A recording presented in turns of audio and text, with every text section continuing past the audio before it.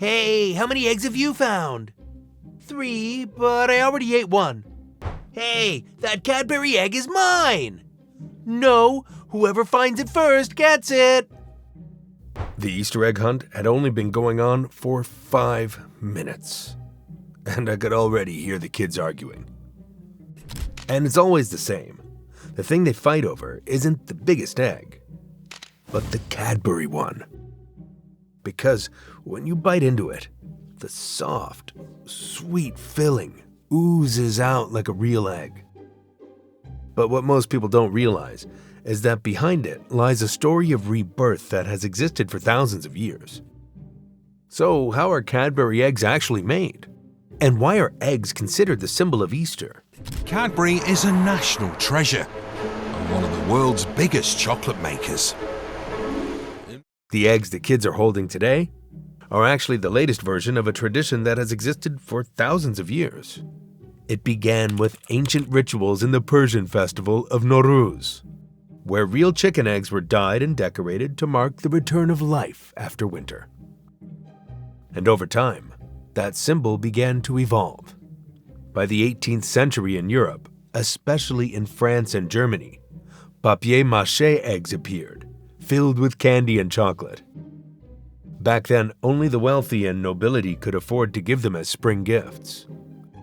What mattered wasn't just the egg itself, but what was hidden inside. A place to carry good wishes. Then came a turning point in 1875 when Cadbury produced its first chocolate eggs, rich in flavor and filled with almonds. But the real surprise arrived in 1963, when, for the first time, an egg wasn't just meant to be eaten, but experienced with a white and yellow filling that mimicked a real egg. So how do they make them?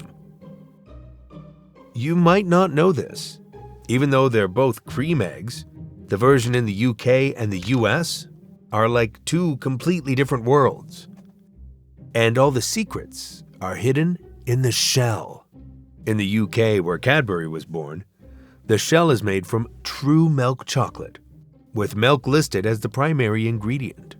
When you bite into it, it's rich, smooth, and melts gently. But in the US, the story takes a different turn. The Cadbury brand there is produced by the Hershey Company, which has held exclusive rights for decades. The formula is different too.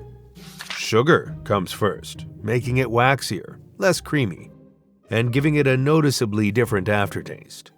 And the irony is, because of that exclusive deal, authentic British-style Cadbury eggs are almost impossible to officially sell in the US.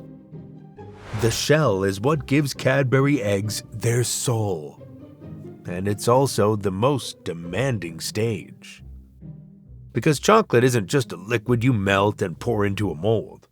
It has to be trained through a process called tempering, where everything must be controlled down to the exact degree. First, the chocolate is melted at 45 degrees Celsius to destroy all existing crystals.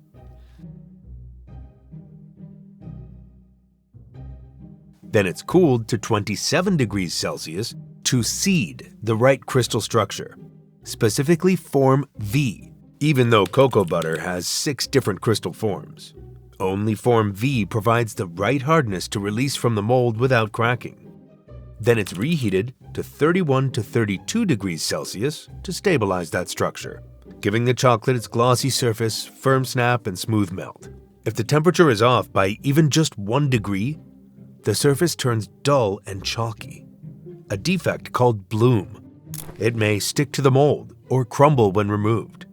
This can result in millions of defective products. Once the chocolate reaches the perfect state, it's injected into polycarbonate molds shaped like half eggs and placed on a vibrating table, gently shaking to spread them into a thin 2 to 3 millimeter shell and remove air bubbles.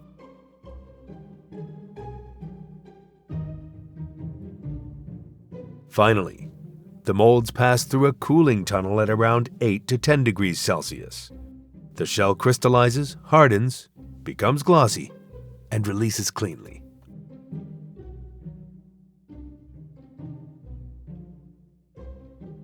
One of the biggest surprises came in 2015 when Cadbury quietly switched from dairy milk chocolate to a cheaper standard cocoa mix. It sparked backlash across the UK, petitions, boycott hashtags, and harsh criticism in the media. But Cadbury continued anyway, because in the end it all came down to profit.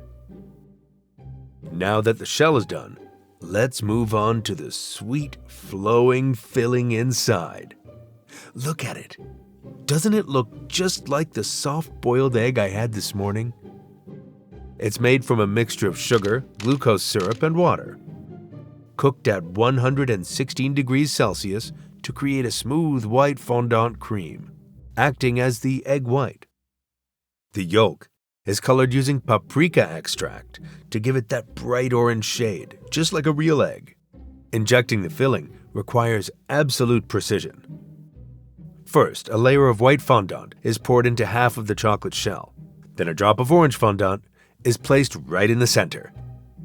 It must stay perfectly positioned, not mixing and not touching the shell walls. And here's the real secret. They add an enzyme called invertase, which keeps the filling from ever fully solidifying, so it stays soft and flows the moment you bite into it. Now it's time for the two halves to become one. The egg halves are sealed together using a thin layer of hot chocolate, acting like a natural glue. Then the egg goes through one final cooling tunnel, perfecting the shell. Next comes the dressing stage.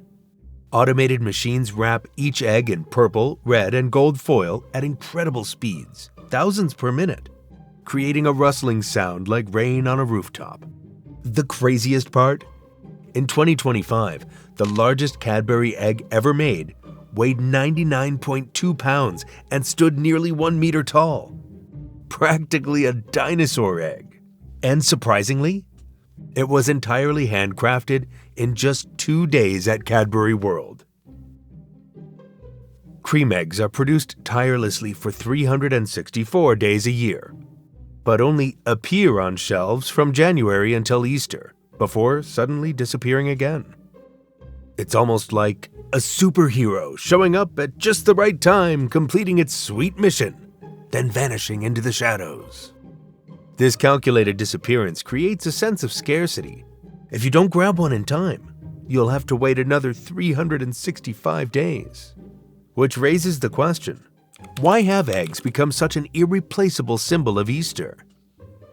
At the beginning, eggs were seen as symbols of new life.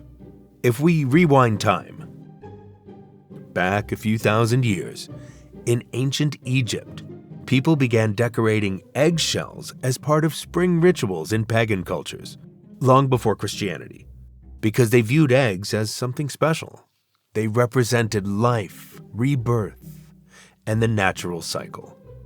People believed that inside that hard, seemingly empty shell, life was forming. Everything appeared sealed. Yet one day, life would break through and emerge. To them, that was almost magical. And that's why when spring arrived, eggshells were decorated and placed around the home, a reflection of everything coming back to life. Eggs became the perfect symbol of renewal. But the deepest meaning of eggs comes from their religious significance in Christianity. Christianity didn't create the egg symbol, but it gave it a completely new meaning. Based on the story of Jesus Christ's resurrection, rising on the third day after being crucified and buried, believed to have occurred on the first Sunday after the spring equinox.